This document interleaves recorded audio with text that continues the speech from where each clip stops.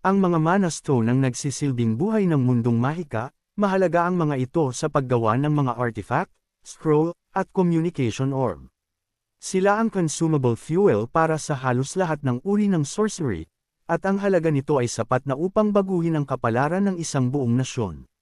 Ito ang mismong dahilan kung bakit ang pagtuklas ng isang Mana Stone deposit ay maituturing na isang double-edged sword. Maaari itong maging mitya ng mabilis na imperial invasion. Sa kabila ng panganib, naniniwala si Logan na sulit ang panganib na ito. Alam niya na sa nakaraan, sinakop ng imperyo ang kaharian dahil partikular nilang natuklasan ang mga Mana Stone sa Terran. Kung mauunahan sila ni Logan at matatapos ang research ni Cronet, ang Terran ay magiging pinakamalakas na weapons manufacturer sa buong kontinente. Nagsimula ang ambisyosong proyekto sa mga minahan, kung saan pinamumunuan ni Clayton ang kanyang mga Earth Golem para sa mabigat na trabaho. Habang hinihawan ng mga golem ang daan gamit ang kanilang malalakas na kamaong bato, pinagmamasdan ni Hamar ang pag-unlad ng may kasiyahan. Habang binubuksan ng mga golem ang landas, ginagamit naman ni Clayton ang kanyang mahika upang patigasin ang lupa, pinapatatag ang mga tunnel upang matiyak na ligtas ang mga ito para sa mga Monero. Pumasok si Logan sa minahan upang kumustahin ang kanilang progreso, dala ang pagkain siya mismo ang naghanda. Manghang-mangha siya sa husay ni Clayton, pinuri siya sa kakayahan nitong patigasin ang lupa habang sabay-sabay na kinokontrol ang 40 golem. Sa antas na ito ng magical prowess, posible nang lumikha ng bagong mundo para sa mga golem. Kaunting panahon na lamang bago ganap na maging operational ang minahan. Tansya ni Clayton na sa bilis na ito, maibabalik nila sa dati ang 120 shafts sa loob lamang ng 4 na araw. Nagpahinga ang mga kalalakihan upang kainin ang mga sandwich na dinala ni Logan, at ang lasa nito ay lubos na ikinagulat nila. Nagkomento si Hamar na nakapagtatakang bihasa si Logan sa pagluluto para sa isang nobleman, isang talentong hindi niya inaasahang makikita. Tumango naman si Clayton bilang pagsang-ayon. Halos madulash si Logan at masabi ang kanyang sikreto, magpapaliwanag sana siya na natuto siyang magluto noong siya ay isa pang mercenary, ngunit agad niyang napigilan ang kanyang sarili. Mabilis siyang nag-iba ng kwento at sinabing may kakilala lang siyang mercenary na mahusay magluto. Naiwang nagtataka si Clayton kung mayroon ba talagang mercenary na nagbababad sa kusina. Pagkalipas ng 4 na araw, nagtungo ang tatlo sa kailaliman ng 82nd mineshaft sa kanilang paghahanap ng mga Mana Stone. Hinimok sila ni Clayton na bilisan ang lakad dahil malapit na sila sa kanilang layunin. Bigla siyang huminto at idiniin ang kanyang kamay, ang kanyang ekspresyon ay napalitan ng matinding pagkagulat. Bago pa man siya makapagsalita, tinanong ni Logan kung may nararamdaman ba siya. Nanlalaki ang mga mata, kinumpirma ni Clayton na ang enerhiyang nararamdaman niya ay mula sa isang Mana Stone vein. Sa sobrang tuwa, nagsimula siyang sumigaw tungkol sa kanilang natuklasan, kaya naman sinabihan siya ni Hamar na manahimik dahil baka gumuho ang kisame sa kanilang mga ulo. Gayunpaman, dama rin ni Logan ang matinding kagalakan. Sa wakas, natagpuan na nila ang Mana Stone. Agad na nakipag-ugnayan si Logan kay Dwayne sa pamamagitan ng isang communication orb. Nagulat si Dwayne nang makitang madungis at tila natatarante si Logan, ngunit hindi siya binigyan ni Logan ng pagkakataong magtanong. Inutusan niya si Dwayne na kunin ang lahat ng bakanteng manggagawa mula sa Harran, kabilang ang mga dwarf, at ipadala sila agad sa Terran. Binigyang diin niya na hindi mahalaga kung kailangang magbayad ng sobra, kailangan nila. Ang manpower ngayon din. Bagaman nalilito si Dwayne sa biglaang pagmamadali, sinunod pa rin niya ang mga utos.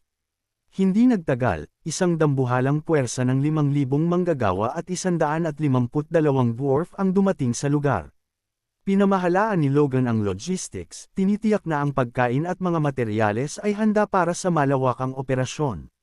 Tinalakay niya ang sitwasyon sa pamamagitan ng communication orb kasama ang kanyang master na si Felix, na humanga sa dedikasyon ni Logan sa muling pagtatayo ng Terran. Nang tanungin ni Felix kung may nahanap ba siyang anumang mahalaga, nagpasya si Logan na itago ang tungkol sa Mana Stone, at sinabing mga deposito lamang ng bakal at tanso ang kanyang natagpuan. Ibinaling ni Logan ang usapan tungkol sa tugon ng hari sa kanyang mga report.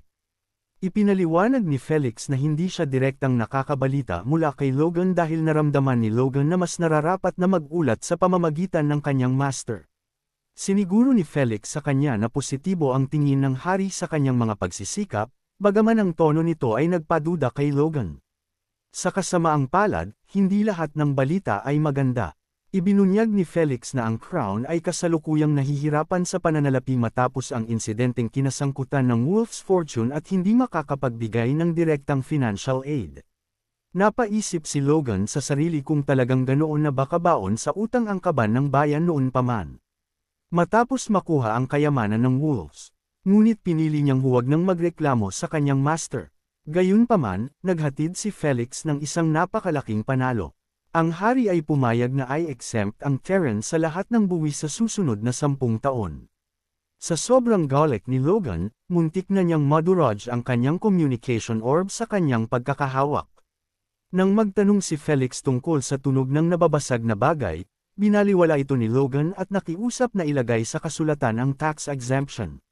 Nangako si Felix na aasikasuhin ito, ngunit iginiit na dapat bumisita si Logan sa kapital sa loob ng ilang buwan para sa isang pribadong talakayan na hindi maaaring idaan sa orb. Pumayag si Logan sa pagkikita at, nang matapos ang tawag, ay nagdiwang ng gusto para sa kanyang tax-free na hinaharap. Nilapitan ng isang natutuwang si Clayton si Logan dahil nararamdaman niya ang magandang balita. Nagtanong si Clayton kung ang isang bahagi ng magiging mana stone supply ay maaaring ilaan para sa Magic Tower. Sa kanyang ikinagulat, agad na pumayag si Logan. Plano ni Logan na supplyan muna ang tower at ang workshop bago ibenta ang mga natitirang bato sa pamamagitan ng mga secret channels. Higit pa rito ang kanyang mungkahi, iminungkahi niya kay Clayton na ilipat ang buong Magic Tower sa Terran upang mas malapit sa pinagkukunan ng mga bato at upang mapabilis ang research ni Cronet.